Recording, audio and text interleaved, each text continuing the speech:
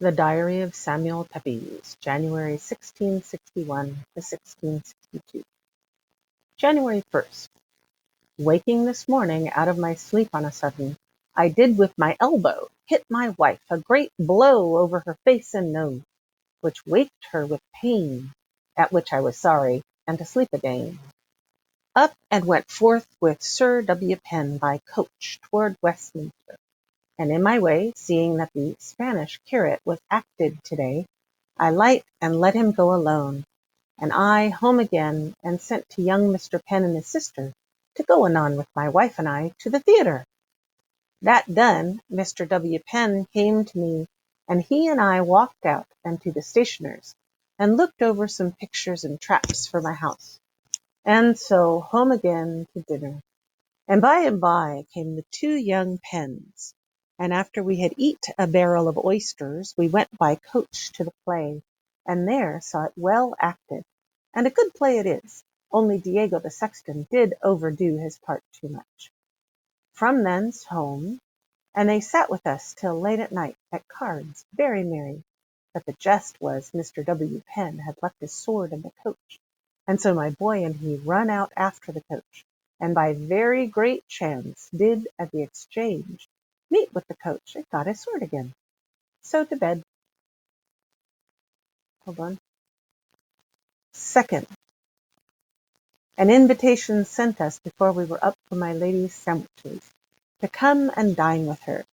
So at the office all the morning, and at noon thither to dinner, where there was a good and great dinner, and the company, Mr. William Montague and his lady, that she seemed so far from the beauty that I expected her from my lady's talk to be, that it put me into an ill humour all the day to find my expectation so lost.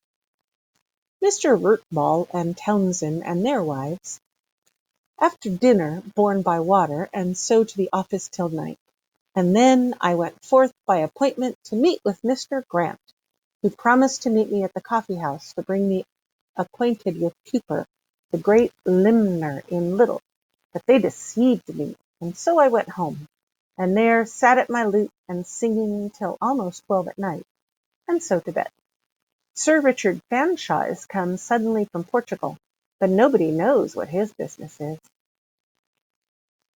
Third, lay long in bed, and so up and abroad to several places about petty businesses, among others to Tom's, who I find great hopes of that he will do well, which I am glad of, and am not now so hasty to get a wife for him as I was before.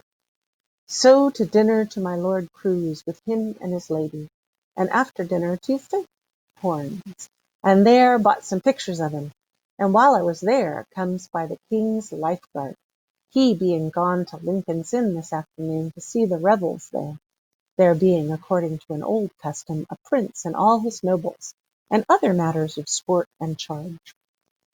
So home, and up to my chamber to look over my papers and other things, my mind being much troubled for these 4 or 5 days, because my present great expense, and will be so till I cast up and see how my estate stands, and that I am loath to do for fear I have spent too much, and delay it the rather that I may pay for my pictures and my wife's, and the book that I am buying for Paul's school before I do cast up my accounts.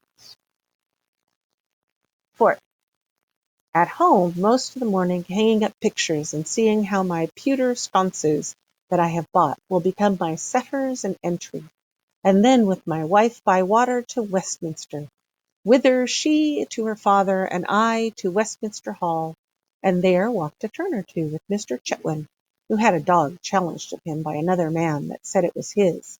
But Mr. Chetwynd called the dog, and the dog at last would follow him and not his old master, and so Chetwynd got the dog.